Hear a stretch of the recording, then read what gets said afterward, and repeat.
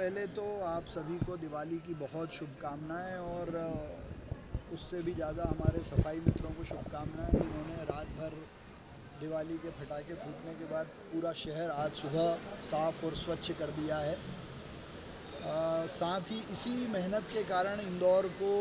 BRICS plus में प्रतिनिधित्व करने का अवसर मिला और वो भी भारत के प्रतिनिधि के रूप में। कल की बैठक में ब्रिक्स प्लस के जितने शहर हैं उन्होंने इसी तरह से आपसी सद्भाव से, अंडरस्टैंडिंग से एक दूसरे के शहरों को समझकर आगे बढ़ने के कई सारे प्रस्ताव पारित किए हैं।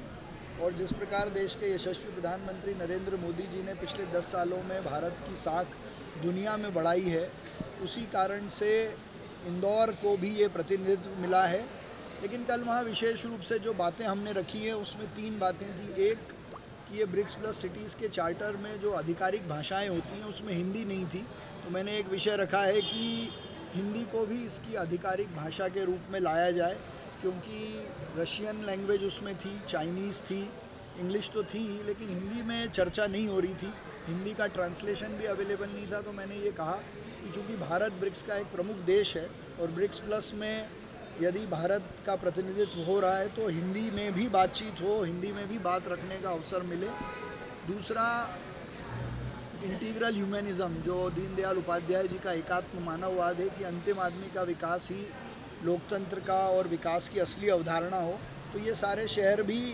जब मिलें और बात करें तो इस इंटीग्रल ह्यूमनिज़म और वसुधैव कुटुंबकम के आधार पर आगे बढ़ें। ये 2-3 बातें हमने रखी हैं। दूसरा, एक दूसरे से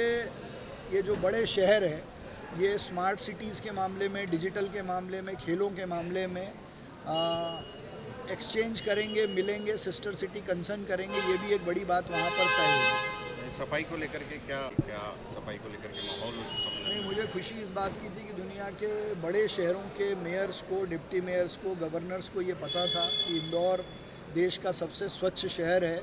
और इतनी बड़ी जनसंख्या के बाद वहाँ इस तरह के प्रयासों से और पब्लिक पार्टिसिपेशन से ये काम होता है, जिसको सभी ने बहुत अप्रिशिएट किया है।